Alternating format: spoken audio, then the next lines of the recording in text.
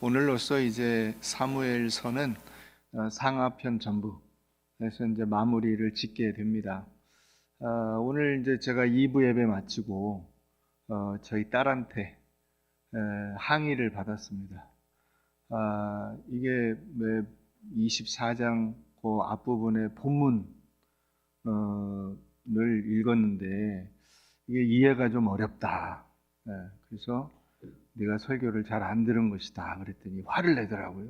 내가 열심히 들었는데 왜 안 들었다고 하느냐. 근데 오늘 이 말씀은 사무엘서 전체, 다윗의 생애 전체를 놓고 여러분들과 나누는 말씀입니다. 그래서 이 본문의 내용도 물론 제가 언급은 하지만은 본문의 내용 자체가 그렇게 대단한 것이 아니다 하는 것입니다. 사무엘서는 다윗의 생애를 상세하게 소개합니다. 그런데 이 다윗이 왜 이 사무엘서에 이렇게 자세하게 나오냐? 다윗의 생애는 성경에 나오는 어떤 인물보다 상세하게 그 내용을 그리고 있습니다. 다윗이 나오게 된 배경부터 해서 그가 살아온 그 삶 전체를 상세하게 그립니다. 왜 이렇게 했을까? 하나님께서. 그것은 바로 여러분들에게 말씀해 주시기 위해서입니다. 여러분들의 인생이 다윗의 인생하고 똑같아요. 그래서 여러분들이 지금까지 살아온 여러분들의 인생의 궤적 전체가 하나님의 인도하심과 은혜 속에 있다 하는 것을 나타내 주는 겁니다. 그런데 이제 24장에서 우리가 좀 어리둥절하게 돼요.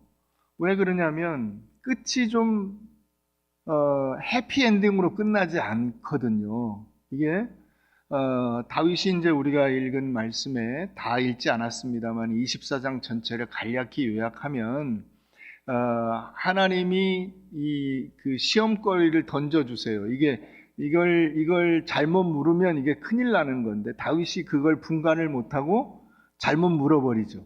그게 뭐냐면 백성 중에 이제 군대로 나갈 만한 그 군인의 숫자가 어느 정도냐. 그 당시는 이 군대의 숫자가 국력이에요. 이 군대의 숫자가 많으면 많을수록 국가가 힘센 국가요, 국력이 센 나라입니다. 그러니까 다윗이 이제 그걸 이렇게 생각을 해서 가서 인구수를 조사해라 한 겁니다. 그래서 조사를 해보니까 80만, 50만에서 130만이다. 뭐 이렇게 나오는데 이게 과연 하나님이 기뻐하시는 일이냐 하는 거예요. 이 일이.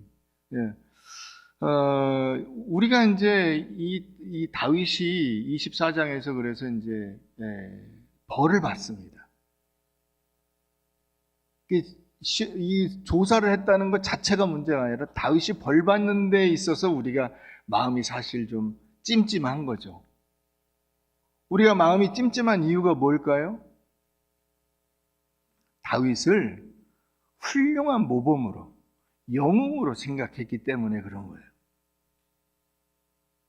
여러분, 성경에 나오는 어떤 인물도 영웅은 없어요. 훌륭한 인물이 없습니다. 다 여러분들과 똑같아요.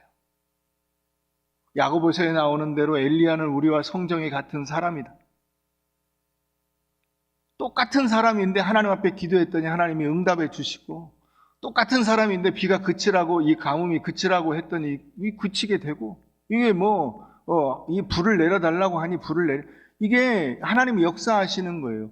엘리야의 기도에 초점이 있는 것이 아니고 하나님의 역사하심과 주님의 손길에 초점이 있는 거예요. 근데 우리는 자꾸만 사람을 자꾸 영웅으로 세우는 거예요. 그러니까 그 사람들처럼 살아야 된다가 되는 거죠. 아브라함처럼 살아야 돼. 다윗처럼 살아야 돼. 모세처럼 살아야 돼. 그럼 다윗처럼 살면 여러분들이 왕이 됩니까? 다윗처럼 살면 여러분들이 골리앗을 때려 눕힐 수 있습니까? 골리앗이 있어요, 지금도? 이게 이제 우리의 현실 속에서 혼돈을 일으키는 부분인 거죠. 그래서 자꾸 신앙생활이 어디로 가냐면 자꾸 인간적인 모습을 벗고 신적인 모습으로 가는 것을 신앙생활의 초점으로 삼는 거예요. 하나님같이 되고 성령 받아가지고 그 천사같이 되고 신처럼 되는 그것을 신앙생활을 잘하는 것이라고 생각을 하는 거예요. 죄악을 벗어나서 오직 하나님이 기뻐하시는 영적인 일을 하는 것이 내 인생의 목표다 이렇게 삼아 놓으니까 그러니까 자꾸 영적인 이야기로 가게 되고 인생이 신화로 가게 되는 그런 혼선을 빚게 되는 것입니다. 다윗이 이렇게 했대. 우리도 이렇게 살아야 돼.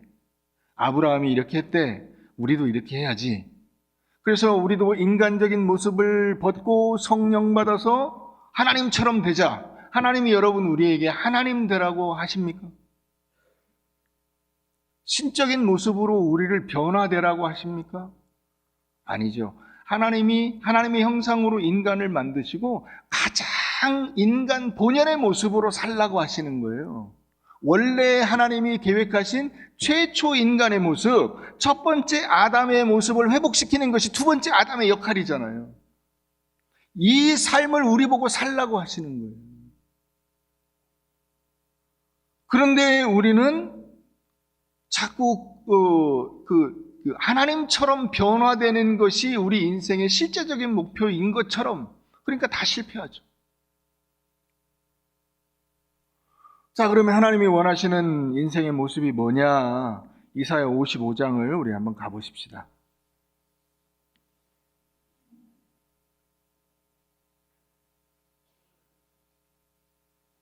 이사야 55장 구약 1036페이지입니다. 구약 1036페이지.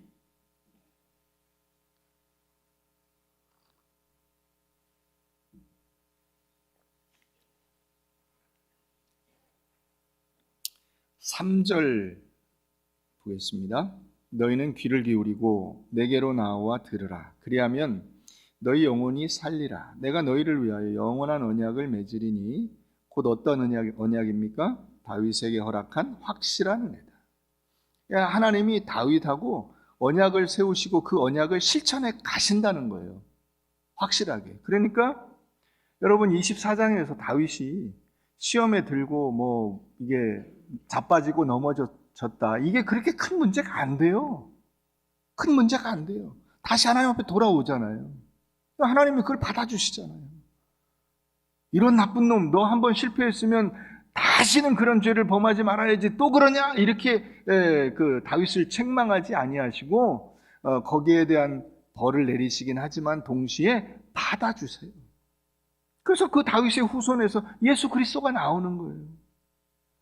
자, 그래서 다윗에게 어떤 삶을 살라고 하냐면 4절 우리 다 같이 읽어보십시다. 시작. 보라, 내가 그를 만민에게 증인으로 세웠고 만민의 인도자와 명령자로 삼았다. 그래요. 만민의 증인, 어떤 증인이에요? 하나님의 백성이 어떤 사람인가를 살아내는 사람이에요. 그러니까 어떤 종교적인 행위, 메시지를 전해서 증인이 아니고요. 예수 믿는 사람이 어떤 사람이냐? 하나님을 믿는 사람이 어떤 사람이냐? 하나님의 사람다운 사람이 어떤 사람이냐? 이걸 살아내는 사람. 그런 면에서 증인이에요. 진짜 그리스도인이야. 그래서 하나님의 마음에 합한 사람인 거예요. 다윗이 대단한 일을 해서가 아니라 그냥 우리와 비슷한 모습이에요. 여러분, 다윗의 인생은 인간이 저지르는 거의 모든 한계와 좌절과 비애와 고통을 담고 있어요. 다윗이 완벽하게 살았어요? 아니죠. 우리가 그런 눈으로 보니까 다윗의 인생이 허접하고만 인생이 이게 뭐냐 이런 생각이 들어요. 근데 그게 사람의 모습이에요. 여러분, 우리 주변에 있는 사람 가운데 완벽한 사람이 있던가요? 털었는데 먼지 안 나는 사람이 있던가요? 걸려 넘어졌는데 안 까지는 사람이 있던가요? 없어요. 다 넘어지면 까지고 털면 먼지가 나고 여러 가지 문제들을 가지고 있어요. 그게 다윗의 인생이에요. 그런데 그 다윗을 하나님께서 어떤 사람으로 살라고 하시냐면 만민에게 증인으로, 만인의 인도자로, 명령자로, 뭐냐면 인도자가 어떤 완벽해서 사람들을 끌어내는 그런 예수님 같은, 하나님 같은 이런 존재가 아니고요. 앞장서 가는 거예요. 그냥 나를 따르라. 군대 갔다 오신 분들은 아시죠? 소대장, 분대장, 중대장. 여러분 그 사람이 완벽한 사람입니까? 똑같아요. 병사들이나 뭐 소위나 대위나 뭐 비슷비슷해요. 다 거기 큰 차이가 없어요. 깃발 들고 앞장서 가는 거예요. 나를 따르라. 그 뒤를 따라가는 겁니다. 그게 인간의 모습이에요. 그러니까 다윗의 그 삶을 보면 얼마나 인간적인 모습으로 가득합니까? 넘어지고 자빠지죠. 다윗은 자기는 다른 존재인 줄 알았던 거예요. 그랬는데 꿈깨 정신을 번쩍 차리는 사건이 난 게 그게 바세바 사건이에요. 아, 내가 대단한 존재가 아니고 내가 그렇게 내가 생각하는 것처럼 거룩한 존재가 아니다라는 사실을 자기가 그저 생각하는 것이 늘 다른 사람들 이게 힘들게 하고 다른 사람들에게 그 거짓된 죄악의 모습을 보이는 연약한 존재라는 사실을 바세바 사건을 통해서 깨달은 거잖아요.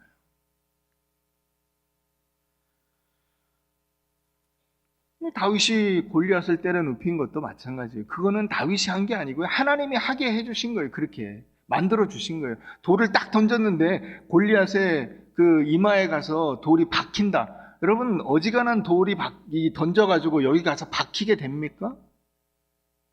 맞고 떨어지죠 그냥.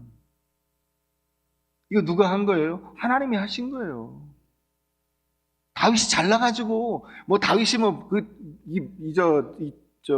조약돌 던지면은 여기 가서 항상 100% 맞는 그런 훈련을 했기 때문에 된 것이 아니라, 물론 그렇게 열심히 자기 인생을 살아왔지만은 그 자리에서 그렇게 만들어 주신 것은 하나님이 하신 거예요. 왜? 다윗을 중앙 무대의 그 이야기의 중심이 될 수 있는 존재로 만들려면 그렇게 큰 사건이 있어야 되잖아요. 그래서 사울은 천천히요, 다윗은 만만히 되는 거예요.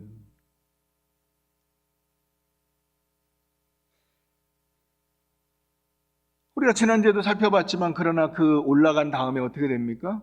그 다음부터 고난을 이제 본격적으로 당하기 시작하죠. 사울에게 쫓겨다니죠. 블레셋으로 도망을 갔죠. 거기서 죽을 뻔하니까 어떻게 합니까? 미친 채 하죠. 정신병자 행세를 한다는 거예요. 입에 거품 물고 눈가 뒤집고 뭐 바지에 오줌 싸고 별짓을 다 했겠죠. 그래서 겨우 살아나온 거잖아요. 근데 그걸 다윗이 뭐라고 고백해요? 아, 이게 내 부르짖음을 하나님이 들으시고 하나님께서 천군 천사를 보내서 나를 구해내셨다, 이렇게 고백하잖아요. 이걸 믿음의 고백이라고 하는 거예요. 이게 신앙의 핵심이에요. 그러니까 여러분, 신앙생활을 잘하는 게 뭐냐? 잘하는 게 여기서 아닌 것을 우리가 확인해야 돼요. 아닌 게 뭐냐? 신앙생활을 잘하는 게 아닌 거. 아닌 게 뭐냐 하면 바로 종교적인 형태의 어떤 행위와 규칙을 지키는 거예요. 그건 아닌 겁니다. 신앙생활을 잘하는 게 아닌 거예요. 자, 우리 한번 지금 55장 봤는데 58장 한번 가보십시다.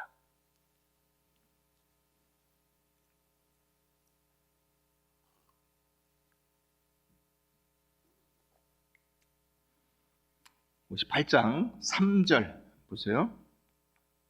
우리가 금식하되 어찌하여 주께서 보지 아니하시오며 우리가 마음을 괴롭게 하되 어찌하여 주께서 알아주지 아니하시나이까. 보라, 너희가 금식하는 날에 오락을 구하며 온갖 일을 시키는도다. 보라, 너희가 금식하면서 논쟁하며 다투며 악한 주먹으로 치는도다. 너희가 오늘 금식하는 것은 너희의 목소리를 상달하게 하려는 것이 아니니라.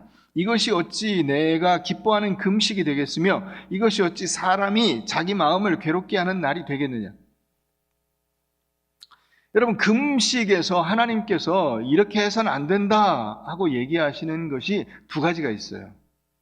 하나는 뭐냐면 금식한다는 이유로 제멋대로 살아서는 안 된다는 거예요. 바꾸면 새벽기도 나온다는 이유로 자기가 신앙생활 잘한다고 생각하면 안 돼요. 그래서 함부로 살면 안 됩니다. 주일 성수하고 뭐 직분을 갖고 있고 내가 목사다 장로다 권사다 내가 뭐 무슨 봉사를 한다, 충성을 한다, 나 찬양대원이다, 등등 어떤 것이든 자기가 생각하는 그 어떤 것, 그 어떤 종교적인 행위, 이걸 한다고 해서 자기 마음대로 살아서는 안 되는 거예요. 여기 나오잖아요. 하나님께서 이건 금식이 아니야. 근데 그게 뭐냐면 3절에 너희가 금식하는 날에 오락을 구하며. 금식은 어떤 거예요? 밥을 안 먹고 하나님 앞에서 그 목숨을 내놓고, 밥을 안 먹는다는 건 목숨을 내놓는 거예요. 사람이 안 먹는 거는 굶어서 죽는 거죠. 그죠? 목숨을 내놓고 하나님 앞에 간구하고자 함인데 뭐 해요?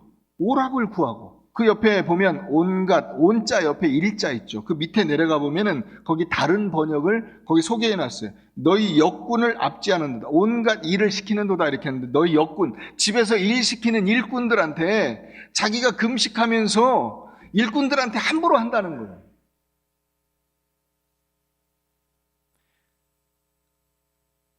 자, 그 다음에 5절, 이제 우리가 5절 상반절까지 읽는데 5절 하반절 보세요.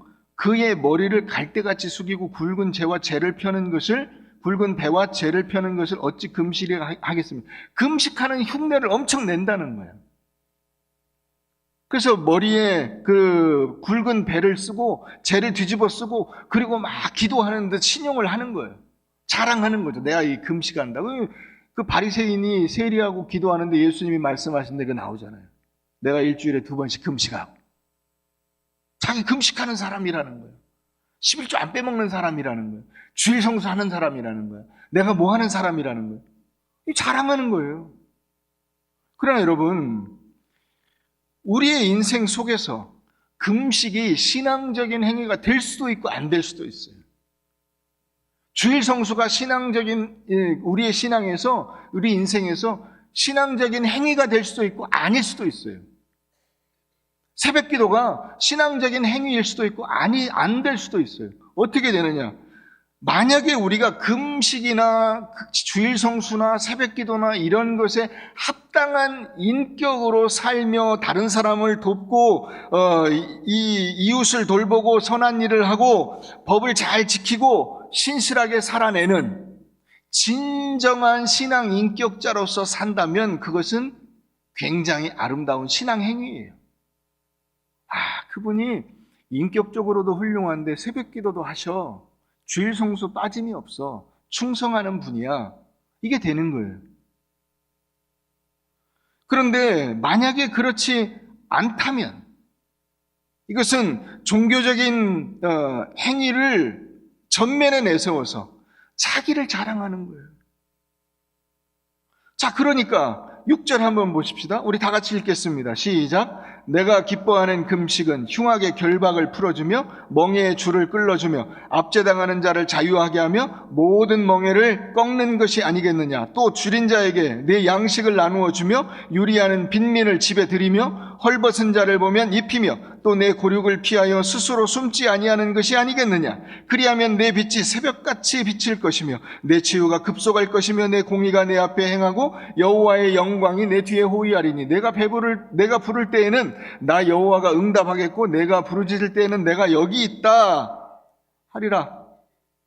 뭔 소리예요? 금식하는 그 정도에 걸맞는 신앙 인격으로 살아갈 때 하나님께서 그 금식에 응답하시고 하나님을 부를 때 나 여기 있어, 나 불렀냐 하고 달려오신다는 거예요. 여러분, 근데 우리는 어떻게 합니까? 금식이라고 하는 방패를 자꾸 내세우려고 해요. 기도라고 하는 방패를 내세우려고 해요. 주일 성소라고 하는 방패를 내세우려고 해요. 여러분, 금식보다 여러분들이 더 큰 사람이 돼야 돼요. 금식보다 내 인격이 더 커야 돼. 기도보다 내 인격이 더 커야 돼요. 주일 성수, 봉사, 충성 이런 것보다 여러분들의 인격이 더 커야 돼요. 그래서 그 뒤에 숨지 마세요. 숨지 마세요. 하나님을 아버지라고 부르는 사람의 그 신앙이 하나님의 은혜와 자비와 사랑 속에 동참해서 그 뜻을 이루는, 그 하나님의 계획 속에 들어있는 그런 인간이 돼야 되잖아요. 내가. 그런 사람, 큰 사람이 돼야 되잖아요. 이것을 하나님이 기대하신다고요. 다윗에게 요청하는 것이 바로 그것입니다. 우리가 하나님의 형상으로 지음받은 인간으로 회복되어서 하나님의 자녀라고 하는 그 영광과 넉넉한 사랑의 손길을 내가 감당하는 것이 이게 하나님이 우리에게 주신 사명이에요. 책임입니다.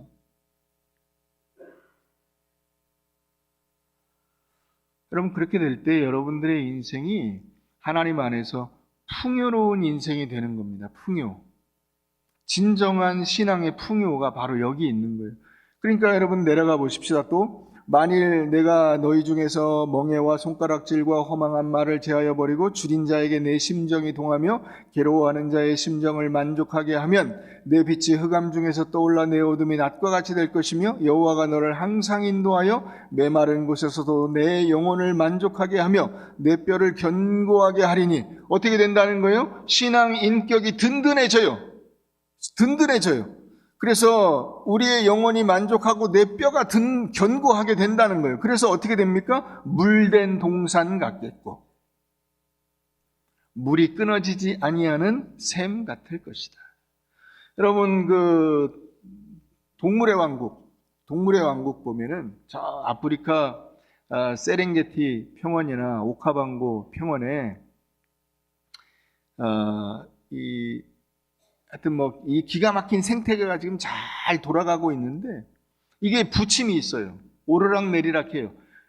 건기가 오면 비가 안 와가지고 이제 땅이 메마르기 시작하면은 이게 짐승들한테 굉장히 큰 시련이에요. 풀을 뜯어먹고 사는 초식동물은 뜯어먹을 풀이 없어요. 그러니까 이동을 이리저리 풀을 찾아서 헤매게 돼요.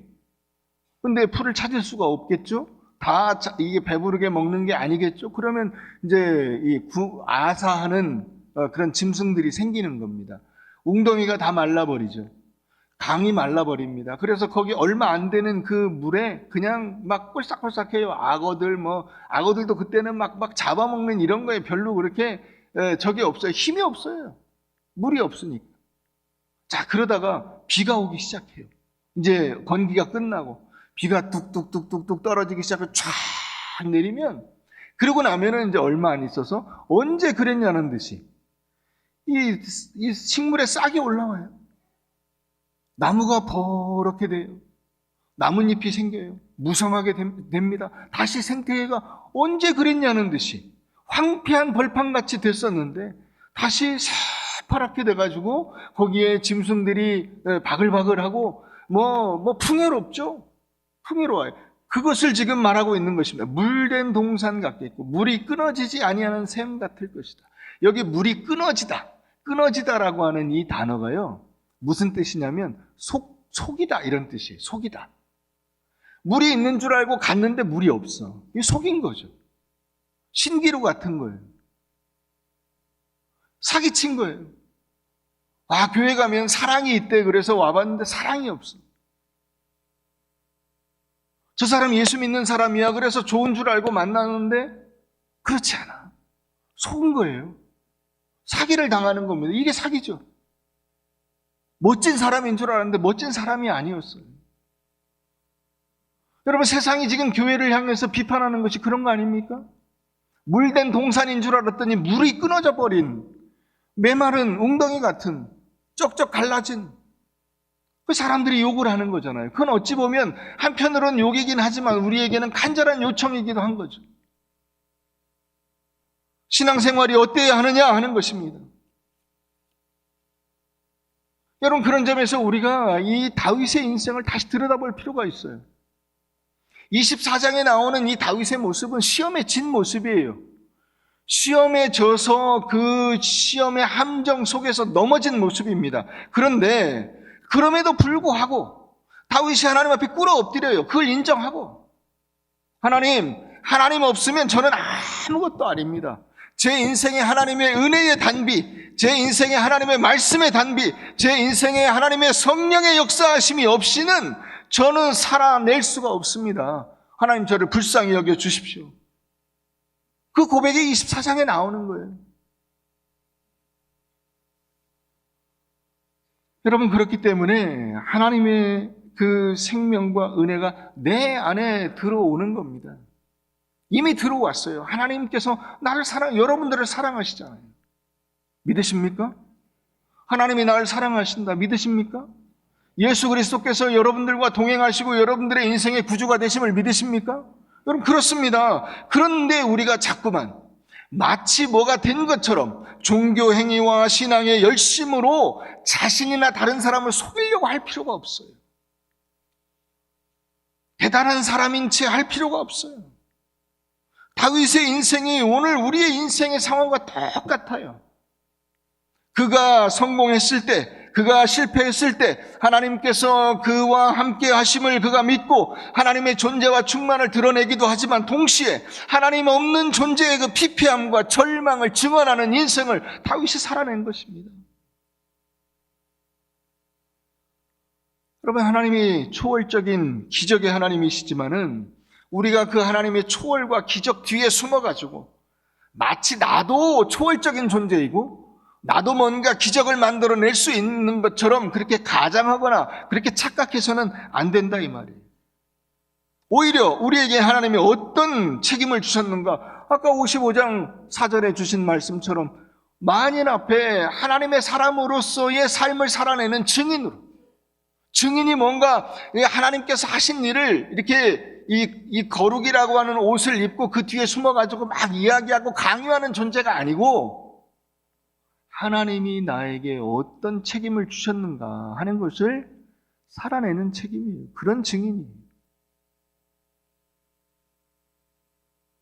그럼 그러니까 그걸 깨달으면 그 사람은 겸손하게 돼요. 내가 하나님 앞에서 아무것도 아니라는 것을 알기 때문에 겸손하게 됩니다. 내가 한 일이 없잖아요. 여러분 한번 따라해 보십시다. 지금까지 지내온 것 주의 크신 은혜다. 내가 한 건 아무것도 없어요. 주님의 은혜지. 2019년을 산 건 주님의 은혜지. 내가 한 게 없어요. 어떻게 정신없이 살다 보니까 12월 지금 29일 마지막 주일이 됐습니다. 쉬운 두 번째 주일을 우리가 지금 지내고 있는 겁니다. 그 겸손함으로 하나님 앞에서 우리가 고백을 하게 되는 겁니다. 다른 사람도 똑같을 것이다. 똑같아요. 대단한 사람이 없어요. 그래서 그 하나님 앞에서 나를 내려다볼 때, 다른 사람을 쳐다볼 때 용서하게 되고 이해하게 되고 인내하게 되는 거예요. 여러분, 참다운 인간성의 회복이라는 것은 옳은 것을 주장하는 것이 아닙니다.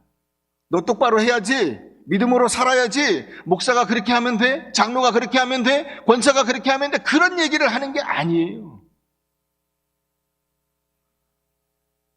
그것은 그 방패 뒤에 숨는 거예요.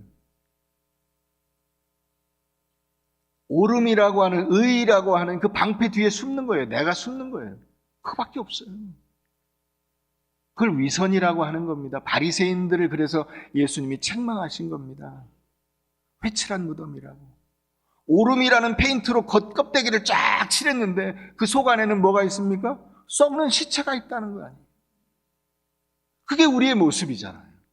그렇기 때문에 우리가 그걸 깨닫게 되면 어떻게 돼요? 겸손하게 돼요. 그리고 상대를 인정하고 이해하게 돼요.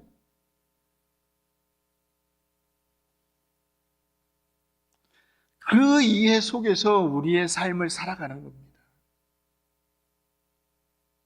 현실의 고난을 견뎌내는 거예요. 요즘에 이제 많이 알려진 분 중에 연대 교수로 은퇴하신 그 김영석 교수라는 분이 계세요. 아시죠? 네, 그분이 1920년생이시더라고요. 1920년생인데 윤동주 시인이 1917년생이에요. 근데 중학교 동창회 둘이 같은 학교를 다녔어요. 같이. 근데 이제 여러분 이 당시에는 서양식 교육을 받는, 우리가 흔히 아는 그 초등학교, 중학교, 고등학교 뭐 이런 대학교 이런 그 학교는 다 선교사들이 세웠어요. 서양식 교육기관은. 그래서 이 평양에 이 김영숙 교수가 이제 다니던 그 중학교도 선교사가 세운 학교인데 그 교장 선생님이 맥큐이라는 분이 교장 선생님을 맡고 있었어요. 근데 일제가 모든 학교에 신사참배를 강요하는 거예요. 신사참배. 이 신사가 뭐냐면 그게 천황을 신으로 모시는 거예요. 그래서 천황을 신으로 알고 그 신에게 절을 하는 겁니다. 그게 신사참배예요. 그러니까 이 맥큐 그 교장 선생님이 이제 선교사니까 와가지고 이건 아니다. 이건 우상숭배지. 이게 무슨 그 의례냐, 국민 의례냐. 이건 국민 의례 아니다. 그래서 부딪힌 거예요, 일본하고. 그러다가 도저히 이제 안 되겠으니까 학교를 폐교해 버렸어요. 폐쇄했습니다. 차라리 우리는 학교 문을 닫는다. 이렇게 한 거예요. 그래서 학생들이 이제 다 그 자기 집으로 갔어요. 근데 여러분 옛날에는 그 예를 들어서 평양에 학교가 있으면 평양에 있는 애들이 학교 다니는 게 아니라 평안도 전체에서 학생들이 올라오는 거고, 그죠? 전주에 학교가 있으면 전라도 전체에서 학생들이 올라오는 거잖아요. 대전에 있는 학교는 뭐 대전에 있는 학생만 다닙니까? 충청도 전체에서 그래도 공부 좀 한다는 애들이 올라와서 거기 학교를 다니니까 학교가 폐쇄되니까 다 이제 집으로 간 거예요. 근데 이제 평양의 유지들이 모여가지고 의논을 한 거예요. 야, 우리가 어떻게 할 거냐? 이 학교 문을 그냥 닫게 할 것이냐? 일제의 그 요구는 괘씸하지만은 그래도 학생들을 키워야 되지 않겠냐? 걔들을 가르쳐야, 이 500명이 넘는 학생들을 가르쳐야 얘들이 자라나서 다르게 살 거 아니냐? 이 나라를 어떻게 할 거 아니냐? 제대로 만들어 갈 게 아니냐?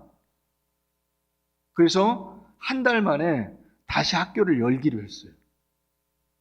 열기로 하고 그 교장 선생님을 이제 모셔가지고 정두현 선생님이라는 분을 교장으로 모셔서 학생들 전체를 다시 이제 물론 그 중에는 이제 학교를 아예 그 때려치고 다른 길로 간 학생들이 있는 거죠. 그 중에 하나가 윤동주 시인인 거예요. 윤동주 시인은 그냥 만주로 나가버렸어요. 이 김영석 학생은 한 달 동안 쉬는 동안 도서관에 가서 책을 열심히 읽었더니 그렇게 재미가 있는 거예요. 그래서 자기는 그냥 독학을 하려고 했는데 그 자기 다니던 교회 목사님하고 아버지가 야, 그래도 학교를 마쳐야 되지 않겠냐. 그래서 다시 학교로 이제 돌아온 겁니다. 그래서 학생들을 다 끌고 그 평양에 신사가 있는 그곳으로 학생들이 간 거예요. 가서 거기 이게 쫙 줄을 맞춰서 서가지고 이제 교장 선생님이 맨 앞에 서서 최경례라고 하더라고요. 최경례, 경례. 이건 그냥 이렇게 고개를 이렇게 한 30도 이 정도 숙이는 건데, 최경례는 뭐냐면 허리를 90도 숙이는 게 최경례예요. 완전히 허리를 숙여서 이 신사 참배를 하는 겁니다. 그런데 이 김영석 학생은 키가 좀 크지 않아서 맨 앞줄에 있었대요, 자기가. 교장 선생님이 자기 앞에 있고. 근데 교장 선생님이 그 신사 참배를 하면서 울더라는 거예요. 눈물이 흐르는 걸 자기는 봤다는 거예요. 왜 울었겠어요? 인간적으로는, 민족적으로는 도저히 견딜 수 없는 치욕이요, 수모요, 부끄러움이요, 이걸 해서는 안 되지만은 왜 합니까? 새끼들을 길러내야 되니까. 이 학생들을 길러내야 되니까. 그 수모를 참고 그 부끄러움을 감수하고 애들을 가르치겠다는 결단으로 그 신사참배를 하고 있는 겁니다. 여러분, 우리가 어떤 그 상황에 부딪혀서 죽어버리는 건 쉽습니다. 순교하는 것이 더 쉬워요. 차라리 그게 나아요. 그러나 여러분, 그 수모를 감수하고 순교하지 않고 살아남아서 그 현실을 견뎌낸 사람들이 나라를 일으킨 겁니다. 여러분, 일제 그 저항에서 자결을 하거나 무슨 목을 매달아 죽은 사람이 훌륭한 사람입니까? 물론 그분들도 훌륭한 분들이에요. 더 훌륭한 분들은 누구냐? 그 현실의 삶을 살아내서 오늘 이 나라를 만들어낸 사람들이에요.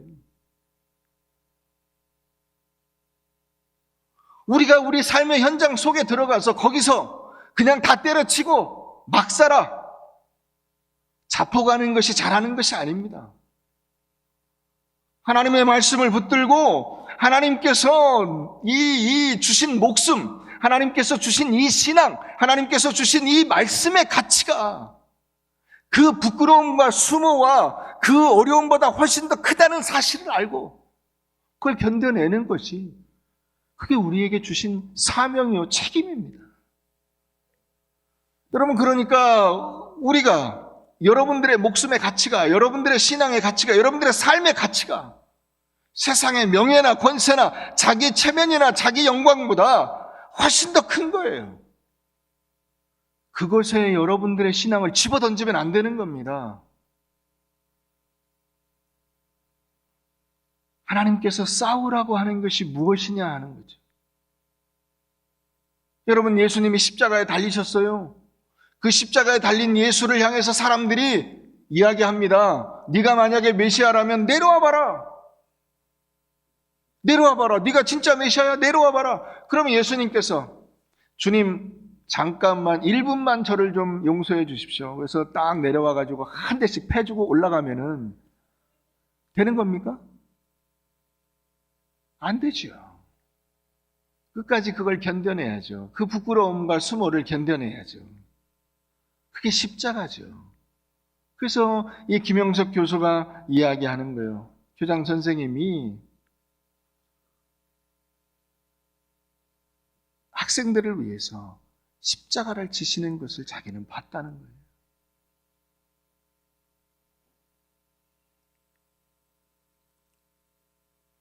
여러분, 여러분들의 인생에 모든 걸 양보하고 수모를 기꺼이 받아들이실 수 있기를 바랍니다. 더 중요한 것이 있기 때문이에요. 더 중요한 것, 더 귀한 것, 하나님께서 꼭 이루라고 하신 것, 그것이 있기 때문에 오늘 현실 속에서 내 기분과 성질과 이런 것들을 다 발산하는 것이 아니라 그걸 견뎌내는 겁니다. 사랑하는 여러분, 그러므로 결단하십시다. 나는 하나님을 아는 것만으로도 세상의 그 어떤 것과도 어떤 보상과도 바꾸지 않을 것을 결단하십시다. 세상과 사람들의 어떤 적대적인 행위나 공격이나 모욕이나 억울함에 대해서도 괜찮다고 선언하십시다. 왜? 참다운 하나님의 형상으로 지음받은 그 원래의 모습으로 하나님이 우리를 회복시켜 주셨기 때문입니다. 이미 예수 그리스도를 통해서 우리의 모든 삶을 다시 원래의 상태로 만들어 주신 겁니다. 아, 목사님, 근데 왜 지금 우리는 그렇게 살지 못합니까? 이제 가고 있어요. 가고 있어요. 다윗도 지금 그렇게 가고 있는 겁니다. 24장이 그것을 우리에게 보여주고 있는 것이요, 인간의 역사가 그것을 우리에게 보여주고 있는 것이요, 예수 그리스도, 다윗의 자손 예수 그리스도가 나타나신 것이 바로 그것을 우리에게 보여주시고 있는 겁니다. 여러분, 그러므로 결단하십시다. 우리가 하나님을 아버지로 모신 이후에 나머지 세상의 모든 것을 포기할 수 있는 이유가 무엇이냐? 우리는 예수 그리스도 안에서 하나님의 형상의 참된 모습을 꿈꾸며 그 회복을 이미 누리고 있기 때문입니다. 진실이 있고 겸손이 있고 성실이 있고 관용이 있고 인내가 있고 용서가 있고 질 수 있어요. 질 수 있어요. 지는 거 아무것도 아니에요.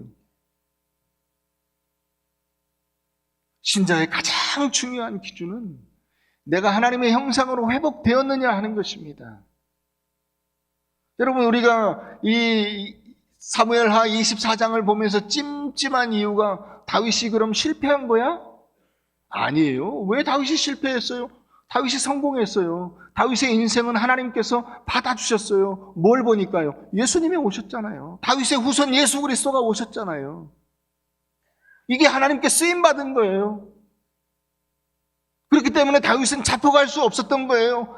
블레셋으로 들어가면서도 죽을 수 없었던 이유가 바로 거기 있는 거예요. 하나님께서 나를 쓰시는 이유가 무엇인가?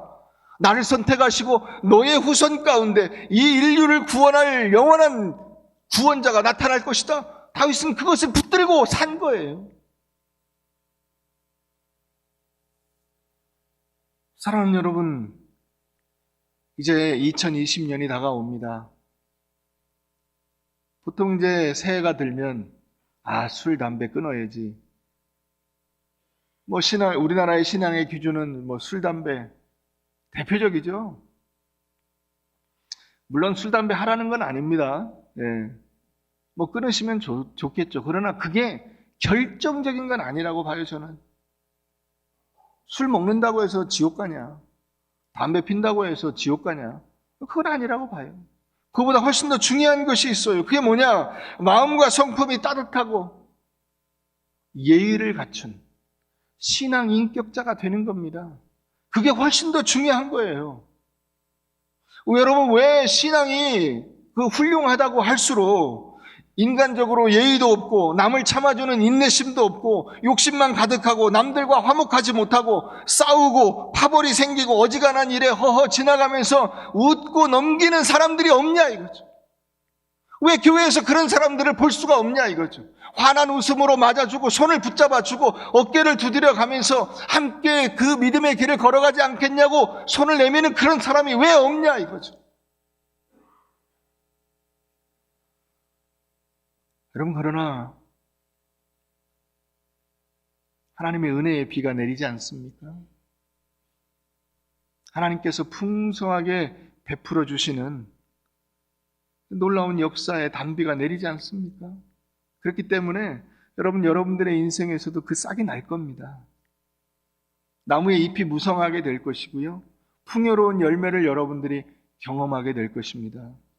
여러분들의 그 웅덩이에 고기들이 펄떡펄떡 뛸 것이고 또 아름다운 새소리가 들려올 것입니다.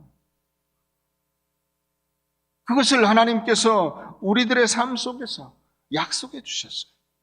이런 믿음을 가지고 여러분들의 삶의 위치와 현실을 받아들이시고 여러분들 주위에 있는 모든 사람들을 사랑하며 믿음으로 나아가시기를 바랍니다. 그래서 여러분들이 사는 그 자리가 물된 동산같이 되도록 만들어 가십시오. 그 물된 동산의 풍요로움을 누리시는 여러분들 되시기를 주의 이름으로 축원합니다.